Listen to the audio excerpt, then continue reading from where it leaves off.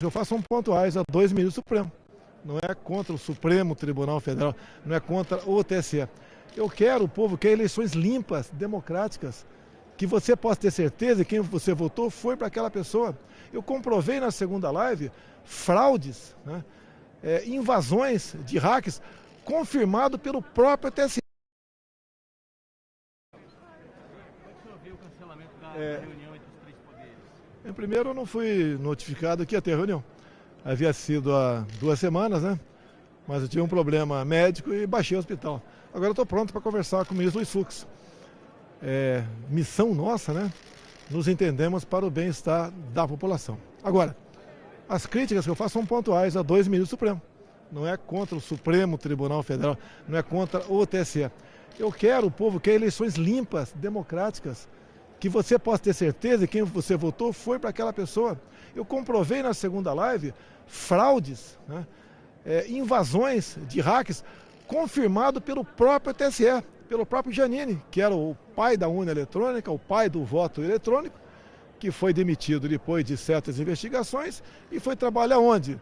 Horas, bolas, meu Deus do céu, com o próprio ministro Barroso, com uma assessor especial. Não tem briga entre os poderes.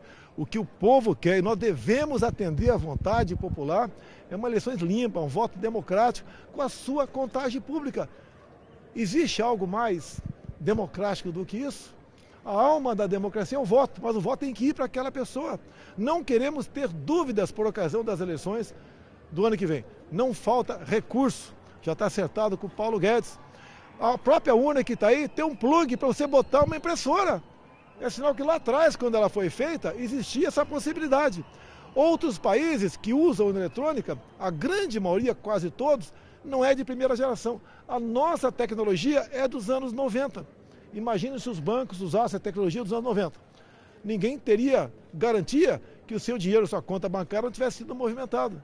Que briga? Qual é a briga? Quem é democrata, quem não é? Exatamente quando o senhor falou em agir fora das 4 linhas da Constituição. Até o momento, eu tenho agido dentro das 4 linhas da Constituição. A gente não pode, o outro lado, alguns do outro lado, agir fora. Com argumentos. Não fica a pergunta, isso quer dizer, cara. Tá? Então o que acontece? Nós queremos, eu vou continuar sempre a agir dentro das 4 linhas. Espero que o outro lado volte para dentro das 4 linhas. Nós queremos a democracia, respeito, tá? Respeito à Constituição, em primeiro lugar, que não está sendo respeitada. Tá? Deixar de querer, usando o poder da força para intimidar, a brinquedo de fake news. Pelo amor de Deus, fake news é o próprio ministro Alexandre de Moraes. Deixa eu terminar. Ele abre inquérito, ele julga, ele colhe informações, ele condena. Que negócio é esse? Sem ouvir o Ministério Público? Que falta de respeito com o chefe do Poder Executivo? O que você tem de mim contra o ministro Alexandre de Moraes? Nada, não tem nada. Ele entra nessa briga por nada. Agora, o que ele tem feito nesse inquérito do fim do mundo, ele não tem cabimento. Prendendo o parlamentar. Ou respeitamos a Constituição ou não. Alguém sabe o que diz o artigo 53 da Constituição? Que os deputados e senadores são civil e penalmente invioláveis por quaisquer palavras, opiniões e votos. Ponto final. O que é quaisquer? Quaisquer. Se extrapolou, vai na justiça. Pede danos morais. E não tirar a liberdade de parlamentar, prender um colega de vocês. Não interessa quem seja esse jornalista. Prendeu o jornalista por ter feito matérias contra o Supremo. Ora as bolas, criticam todo mundo. Eu, igreja, legislativo, quando você critica uma decisão do Supremo, isso é atentar contra a democracia? É jogar, tentar dar um golpe, porque você quer eleições limpas? Eu acho que se falar em golpe, não quero nem falar nisso. É o outro lado que dá. Porque, afinal de contas, as urnas são inauditáveis. Como diz um parecer de auditorias do PSDB de 2014. Como diz 2 laudos da Polícia Federal. Como eu demonstrei agora sim, provas. Estão ali. Quem forneceu as provas? O próprio TSE. Quem é que não quer eleições limpas? Nós temos que ter certeza em quem nós votamos, o voto foi para aquela pessoa. Afinal de contas, o candidato, nós sabemos da profunda amizade, né, e lealdade que ele tem ao Lula, o Lula não pode ir na esquina comprar um pão na padaria. não pode fazer o que eu faço. Como é que ele tem 49%, segundo o Datafolha, eu tenho 25%? É simples. Um voto auditável e seguro é a garantia, se o Datafolha tiver certo, que o Lula vai ser eleito presidente.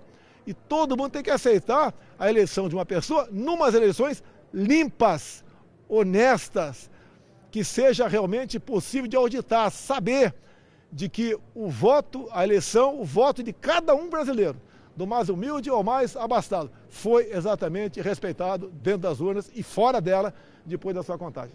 Presidente, Arthur Lira colocou que pode ir a plenário, embora não tenha passado a PEC lá na comissão.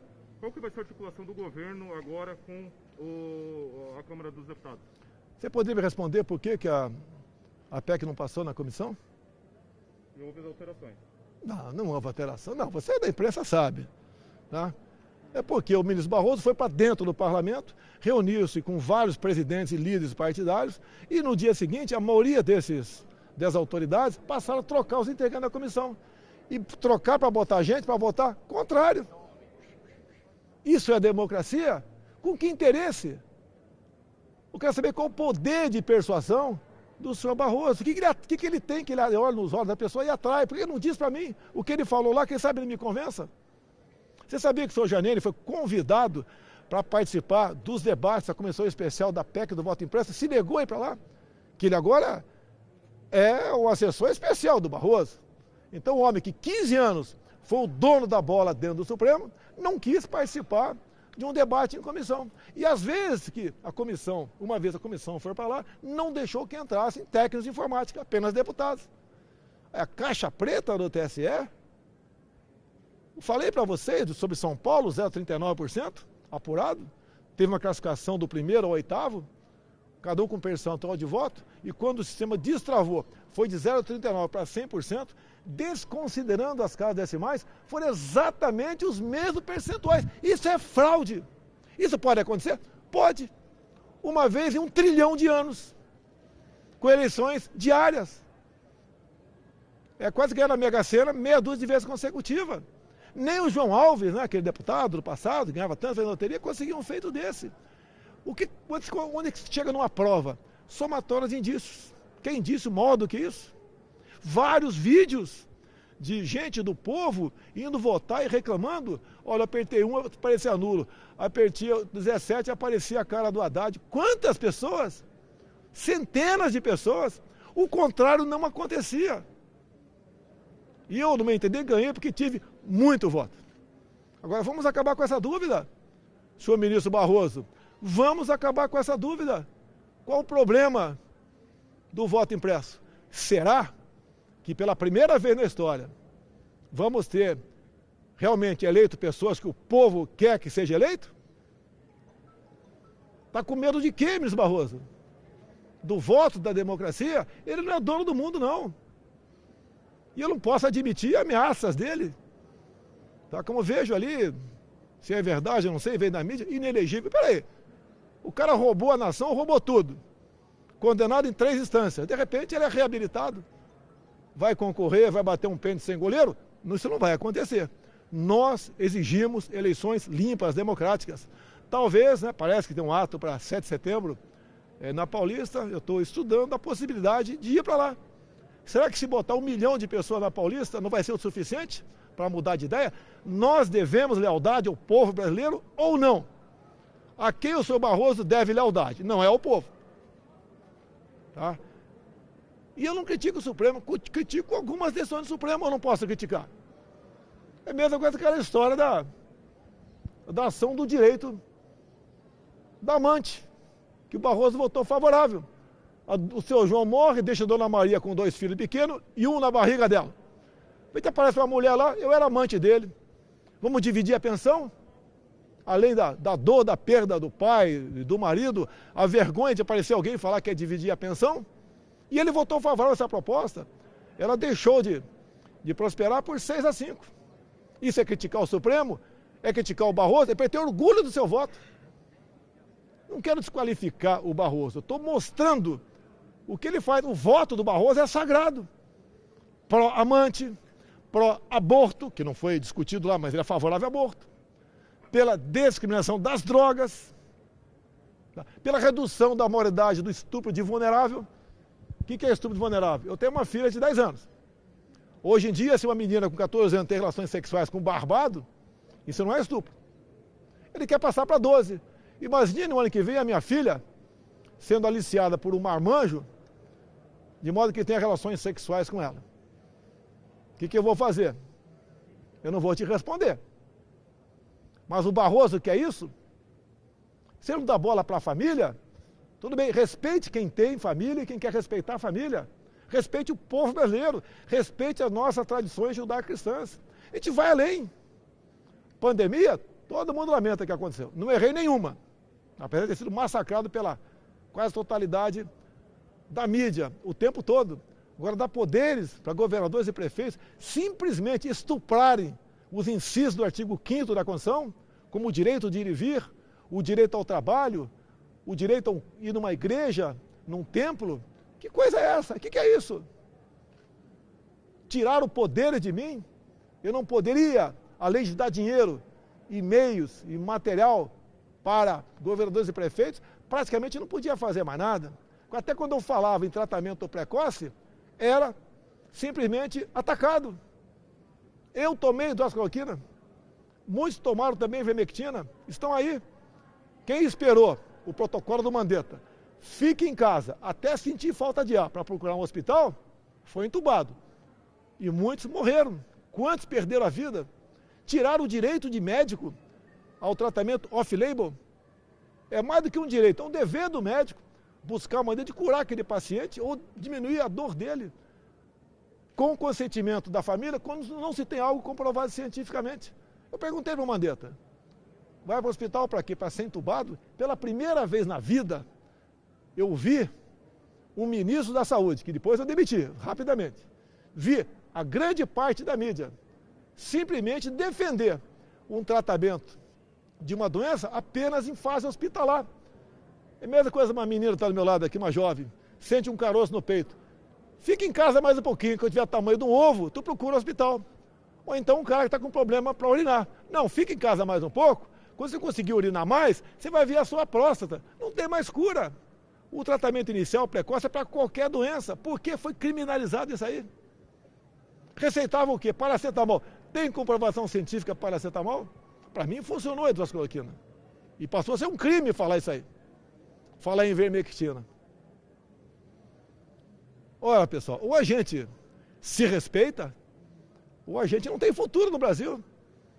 Olha o que nós fizemos, além de atender governadores e prefeitos. Evitamos mais de 11 milhões de demissões com programas como o Pronamp e o BEM. Um desses programas autor, o senador Jorginho Melo aqui de Santa Catarina. Com a decisão de meter em casa 38 milhões de informais, com medidas restritivas, lockdown, tá? Toque de recolher. Se nós não tivéssemos socorrido essas 38 milhões de pessoas com auxílio emergencial, nós teríamos um caos no Brasil. Com toda a certeza, a gente com fome na rua, invadindo o supermercado e fazendo outras barbaridades, por necessidade. Atendemos.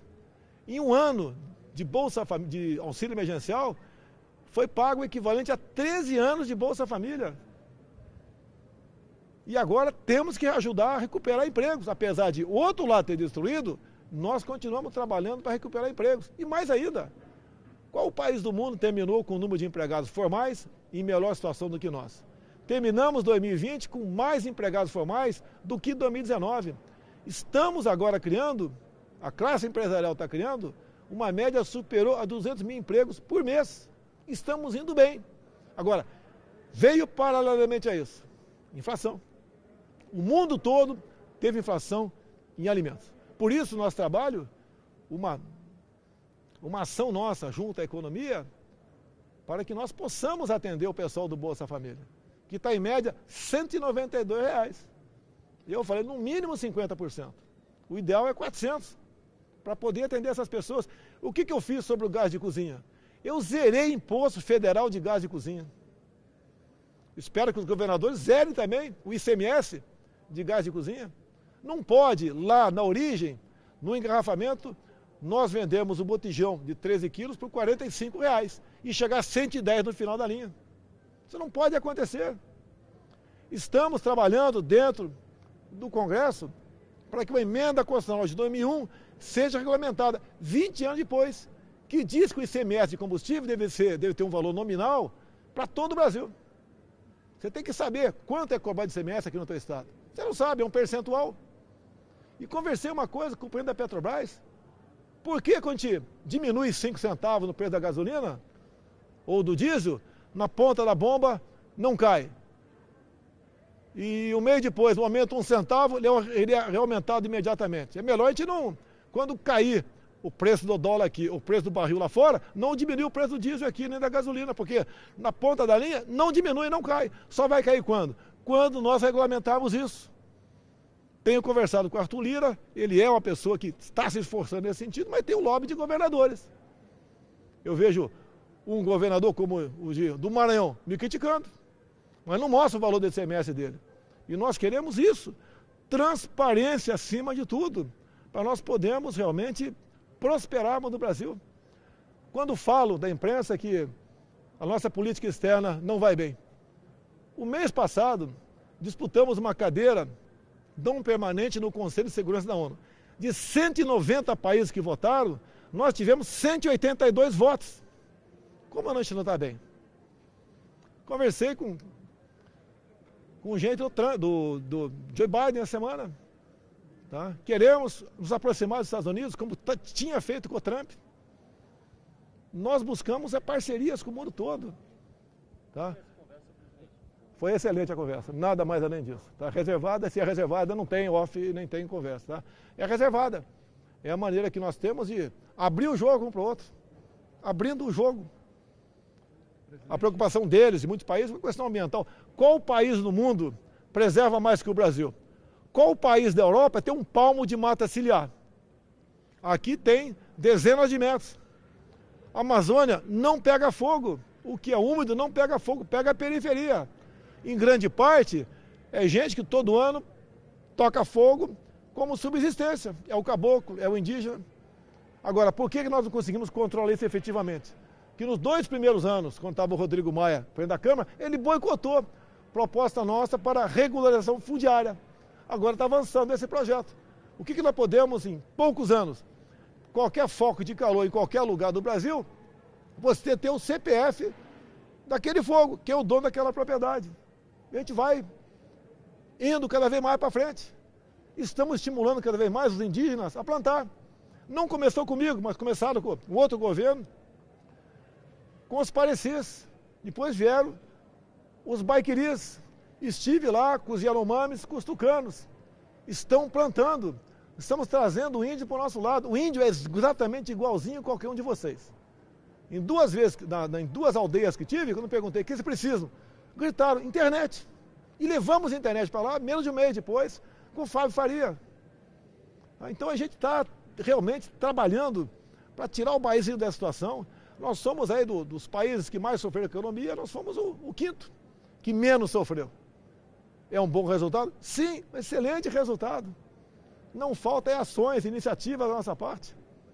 E vamos continuar trabalhando dessa maneira. Estou encerrando, por favor. Se o jogo sair fora das 4 linhas, quais vão ser Não vou responder o sim para você. Presidente, sobre a sua visita então a Joinville, né? A gente espera que ninguém saia das 4 linhas, tá? Se sair um dia, eu não vou ser o primeiro, pode ter certeza. Presidente, Joinville é a maior cidade do estado, 3ª maior economia do sul do Brasil, né? Qual é a visão do governo federal agora com essa visita, conhecendo um pouco mais as demandas aqui da nossa cidade? Aqui tem uma bancada excepcional de deputados e senadores. Estou com alguns deles comigo aqui. Jorginho Meles, Piridinho Amin, Coronel Armando, vários aqui. É um entrosamento muito bom entre nós. É um estado realmente que economicamente é exemplo. Temos um empresário para mim aqui que é meu ídolo, o Luciano Hang, da Van. Tá? E a vinda aqui é sempre a gente sentir o termômetro, não só dos empresários, bem como do povo, quando passo conversando com todo mundo. Tá? Mas é o trabalho meu. Ninguém faz o que eu faço. Ninguém está no meio do povo. Mesmo durante a pandemia, estive no meio do povo. Fui em comunidades, fui em favelas. Vi o que o pessoal tinha dentro de casa e alguns dentro da geladeira. Só quem anda no meio do povo sabe das suas necessidades. E eu sempre fui do grupo de risco pela idade. Presidente, em relação a BR-280 nos pedidos é a celeridade nas obras. Como que o senhor vê esse pedido? Alguma Está em chance? obra. O bizu aqui, está aqui. Eu tenho um áudio do Tarcísio aqui, que eu posso te passar, porque é um áudio técnico, né? Sobre obras em 5 rodovias. Né? Uma está atrasada, né? Outras estão dentro do programado. Agora, o orçamento do Tarcísio é por volta de 8 bilhões para o Brasil todo, para 8 milhões e meio de quilômetros quadrados. Não é fácil. Temos também as emendas de deputados, que eles têm colaborado nesse sentido, tá? Para a gente buscar a solução. Sabemos que a infraestrutura está bastante ruim aqui no estado. Agora, essas questões acontecem ao longo de anos, né? Com menos recursos, estão fazendo muito pelo Brasil.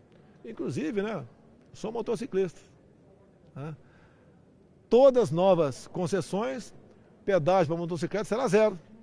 No corrente ano, duas grandes rodovias de Minas, grande parte da malha do Paraná, a Rio Santos também zero até o final do ano. Estamos ajudando. E fizemos as contas, né? Quanto custava isso aí para as concessionárias? Menos de 0,5%. Na verdade, dá 0,4% do arrecadado. E nós estamos ajudando o motociclista, principalmente aqueles que vivem na pista, né? Para ganhar ou tirar seu ganha-pão. Tem rodovia no Brasil, não peça com o Estado, que o pedágio de moto é R$ 9. Acordo lá de trás que você tem que respeitar, tá? Mas por ocasião da renovação desses contratos, estamos agindo nessa direção. Pô, vontade eu tenho, cara. Vontade eu tenho. A hora que eu raramente tenho um momento de folga, né? O gasto é alto, mas a segurança minha é cara em qualquer lugar. Assim como durante a campanha, eu tinha uns 40 policiais federais do meu lado, não é porque eu queria, né? É porque a lei determinava que eu era o candidato com maior potencial de risco de morrer, ou de ser assassinado. Isso aconteceu. Faltou pouco. E hoje, tá? fica por Joinville? Vou dormir no hotel de trânsito militar, quando não é possível, durmo num quartel, um colchão no chão. A ideia sempre é não gastar recursos. Tá? E fico aí amanhã, dar um passeio de moto, tá convidado aí. Vocês todos convidados aí. Presidente, o senhor vai fazer contato com o ministro Fux? Não vou fazer, né? Depois do pronunciamento dele, eu aguardo um comunicado dele. Eu sei que ele já ligou para alguns ministros meus. Tá? Não sei o que ele tratou ainda, vou conversar. Não precisa ligar para ministro não, ele tem meu telefone. Eu mostro aqui meu telefone do Fux, sem problema nenhum. Nós temos que engolir sapo muitas vezes, para o bem da população, para o bem da democracia. E outra coisa, pelo amor de Deus, eu não estou errado no voto impresso. Ninguém é mais democrata do que eu. Tudo que me acusaram de fazer no passado, que iria fazer, não fiz. Eles é que estão fazendo. Qual o medo de um voto democrático, uma contagem pública? Qual o problema? Qual o problema? Ninguém vai botar a mão no papel, cai diretamente dentro da urna. Qual o medo? Qual o problema? Para que temos dúvida por ocasião das eleições? Até o próprio Lula contra o voto impresso, né? Pô, se ele tem 49% segundo o Datafolha, ele está eleito, poxa. E o voto impresso vai dar garantia que ele está eleito. Qual o medo? O que pode estar armando? Porque se você pegar qualquer garoto de informática, repito aqui, falar que o sistema é seguro, ele fala não. Entra na NASA, entra em tudo quanto é lugar. Um hacker ou uma pessoa, né, que inteira do assunto, ficou 8 meses dentro dos computadores do TSE. Só foi descoberto depois das eleições. Descoberto não. Ele falou, eu tive lá dentro. Esse cara esteve lá passeando, esteve lá mexendo aqui, lá, colar. Ele mexeu. Porque se não tivesse mexido, o senhor Janino, né, que oficiou e assinou embaixo, dizendo que os logs foram apagados, as impressões digitais foram apagadas pelo próprio TSE. É mesmo que você lembra do meu caso da interferência na PF, quando o ministro Moro falou que aquele vídeo da reunião minha tinha prova de interferência, lembra disso? Eu entreguei o vídeo. Tinham 29 palavrões lá dentro. Alguma prova daquilo? Zero prova. Se eu tivesse sumido com o pendrive, não vou entregar. Vocês não estão me cobrando até hoje, ó, não entregou porque tinha. Entreguei. Só tinha um ponto sensível ali que eu pedi para não divulgar. Isso é questão de soberania nacional. E aquele pedaço ficou de lado e não foi divulgado. O resto, o ministro Celso de Mello divulgou. Presidente, rapidamente, só para a gente poder encerrar aqui na Jovem Pan. CPI, O que o senhor tem a dizer referente a essa CPI? Olha, quem mandou abrir a CPI foi o ministro Barroso. Muita coincidência, né? Como esse homem atrapalha o Brasil? O que apuraram até agora? Ah, ia assinar um contrato. Está servindo para esclarecer muita coisa. Não acharam nada. Por vezes querem me rotular de corrupto. Não comprei uma dose de vacina da Covaxin. Não paguei um centavo. Corrupção por quê? E repito para vocês aqui. Emenda do senador Omar Aziz. Exatamente a emenda do deputado Renildo Calheiros, irmão do Renan Calheiros. Para um MP, relator Randolfo Rodrigues. Eles queriam estender para estados e municípios a compra de qualquer vacina sem certificação da Anvisa e sem licitação. Imagine a festa. Isso não tem preço. Parlamentares entraram com requerimento para convocar o senhor Carlos Gabas, o operador do consórcio Nordeste. Ele sumiu com 49 milhões para comprar respiradores e não recebeu um respirador sequer. A turma do Renan derrubou o requerimento. E o Renan disse ainda, a CPI não vai apurar desvio de recursos. Olha, se é para apurar desvio de conduta, tem que prender o Renan e o Omar Aziz, que nunca tiveram conduta nem respeito com a coisa pública. O próprio Omar Aziz, numa comissão lá, num dos depoentes, deputado estadual do Amazonas, botou o dedo na cara dele. O senhor desviou 260 milhões da saúde. Foi presa a tua esposa e 3 irmãos. O Renan Calheiros tem 17 inquéritos no Supremo. Que moral tem ele para investigar um rato? Não tem moral nenhuma. Zero. Mas o senador lá de Pernambuco, lá, o Drácula. Qual é o nome do Drácula? Alguém sabe? Senador Drácula? É isso, Humberto Costa. O vampiro, o homem que mais fraudava a Previdência quando era ministro, o vampirão, está lá cagando goma, dizendo que é honesto, só atrapalha o governo. Debocharam, humilharam mulheres profissionais que foram lá, como a Nise Yamaguchi, como a Mayra, lá trabalha conosco, é do Ceará. Uma covardia, vazam documentos, vazam quebra de sigilo. Olha só. A Rosa Weber manteve a quebra de sigilo de uma advogada irmã de um funcionário meu. Essa advogada nunca trabalhou comigo. Manteve a quebra de sigilo. Agora, a Rosa Weber e outros mantêm o sigilo do advogado do Adélio. Quer mais parcialidade do que isso? Aos poucos, o povo vai perdendo o respeito com instituições. Agem corretamente essas pessoas? Não agem, dão péssimo exemplo à sociedade. São pessoas que eram para ser, esse que estou falando o nome aqui, né? Para serem idolatradas. É o ápice da carreira você ser ministro do Supremo Tribunal Federal. O Alexandre de Moraes, o Barroso, pode comprar um pão na padaria de manhã? Não pode. Perdeu a credibilidade. Como disse aqui, o que o Barroso votou já dentro do Congresso, dentro lá da Suprema Corte, e ficaram bravos quando eu divulgo o que eles votam. Diz lá o próprio ministro Fusco, estou perseguindo ministros pelo que eles votam. Ele tem que ter orgulho do que eles votam. O parlamentar tem que se orgulhar do que ele vota, e não se esconder, não temer. O que nós queremos, instituições fortes, independentes e harmônicas. Agora, o que o Barroso fez indo para dentro do Supremo para influenciar o voto de parlamentar no tocante ao voto impresso? O que ele teme que seja descoberto numa eleição limpa ano que vem? Está com medo de quê? Olhem para onde foram os países aqui da América do Sul, né? Vamos falar da Venezuela. Sistema eleitoral semelhante ao nosso. O nosso até veio de lá. Olha o que acontece com os pobres que estão fugindo da Venezuela agora. As centenas que chegam por dia em Pacarema, Roraima. A maioria mulheres, muitas grávidas com criança no colo, um saco uma trouxa de roupa na cabeça, uma mala na mão, sendo mineradas ao longo do caminho, se prostituindo para sobreviver, fugindo do paraíso socialista de Chávez e Maduro, tão defendido por Lula.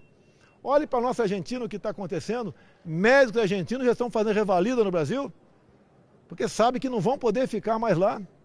A elite começa já a sair da Argentina. Será que vamos ter, como disse em 2019, uma operação acolhida no Rio Grande do Sul? Queremos isso para o Brasil? Quando se fala em Lula, o que ele traria para dentro do parlamento? Zé Dirceu? Maria do Rosário?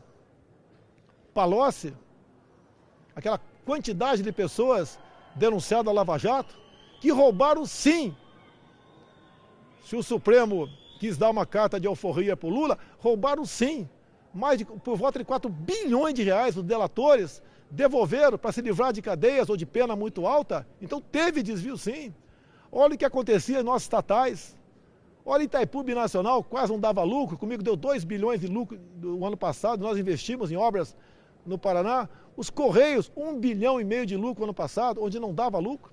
Os Correios, onde nasceu em 2004, o mensalão.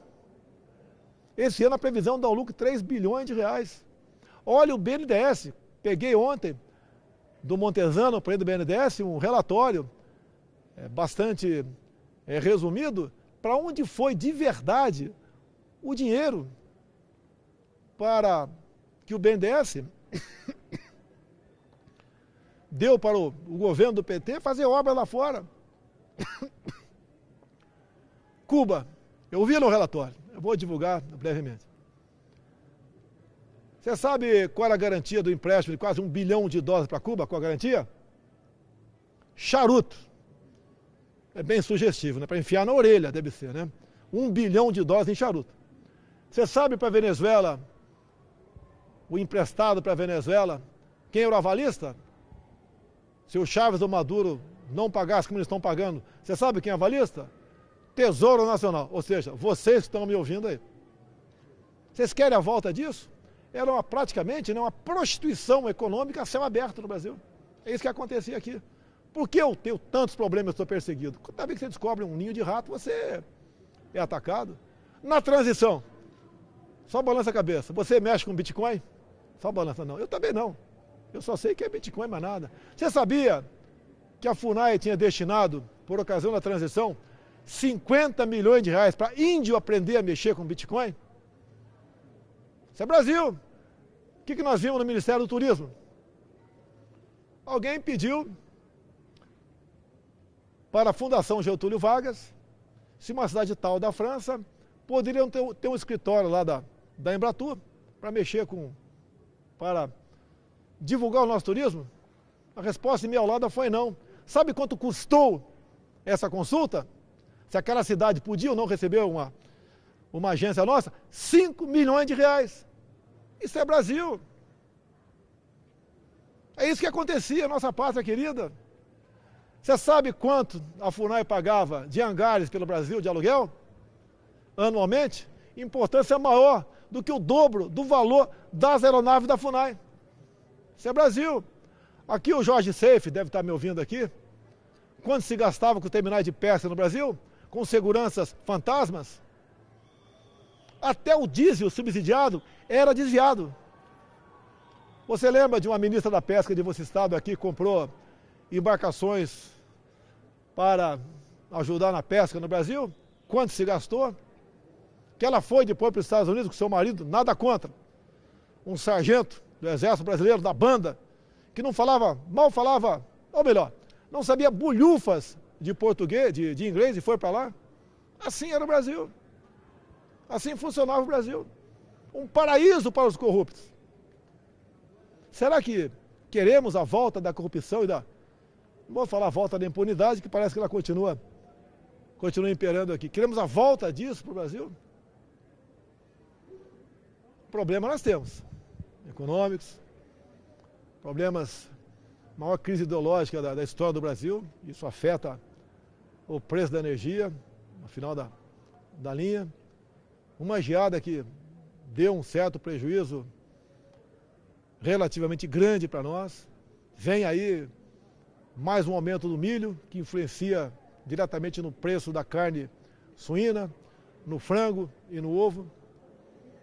Conversei com a Tereza Cristina, vão ter que comprar milho transgênico. Já estou adiantando. Milho transgênico. O povo americano come frango e também consome ovo vindo daí, senão não temos como não esperar um aumento de no mínimo mais 40% no frango e no ovo. O pobre mal está comendo frango e ovo, sabemos das dificuldades, mas vem da pandemia, do maior consumo mundial. E para despedir aqui, aquela cadeira minha é muito cobiçada. É uma desgraça você estar nela. É dolorido, é triste, é difícil. Quando você quer fazer a coisa certa. Mas não esqueça de uma coisa. Os interesses no Brasil vêm de fora também. Se, suponha, um grande país colocar na minha cadeira alguém que tenha simpatias por esse povo, vocês todos podem esquecer o Brasil. Que isso aqui será apenas um fazendão daquele país. Muito obrigado.